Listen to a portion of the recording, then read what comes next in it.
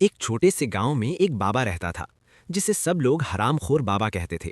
اس کا اصل نام کسی کو یاد نہیں تھا کیونکہ وہ اپنی چالاکی اور دھوکے بازی کی وجہ سے مشہور ہو چکا تھا۔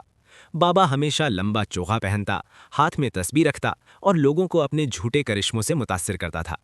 وہ گاؤں والوں کو یقین دلاتا کہ اس کے پاس خاص طاقتیں ہیں جن سے وہ ہر مسئلہ حل کر سکتا ہے۔ کوئی بیمار ہوتا تو بابا بھاری رقم لے کر دم درود کرتا، کوئی غریب آتا تو اس سے بھی پیسے اینٹھ لیتا۔ سادہ لوگ اس کی باتوں میں آ جاتے اور اپنی جمع پونجی اس کے حوالے کر دیتے۔ ایک دن گاؤں میں ایک نوجوان آیا جس کا نام علی تھا۔ علی پڑھا لکھا تھا اور اس نے بابا کے بارے میں عجیب کہانیاں سن رکھی تھیں۔ اس نے فیصلہ کیا کہ وہ سچ سامنے لائے گا۔ علی بابا کے پاس گیا اور بولا، بابا جی، میرے پاس ایک خاص مسئلہ ہے، اگر آپ حل کر دیں تو میں آپ کو بہت انعام دوں گا۔ بابا لالچ میں آ گیا اور فوراً مان گیا۔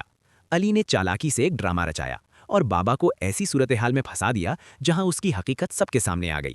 گاؤں والوں کو پتہ چل گیا کہ بابا ایک دھوکے باز ہے جو صرف پیسہ کمانے کے لیے لوگوں کو بے وقوف بناتا ہے۔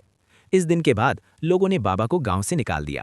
علی نے سب کو سمجھایا کہ اندھی عقیدت سے بچیں اور عقل کا استعمال کریں۔ گاؤں والے اپنی غلطی پر شرمندہ ہوئے اور عہد کیا کہ آئندہ کسی بھی حرام خور بابا کے جھانسے میں نہیں آئیں گے۔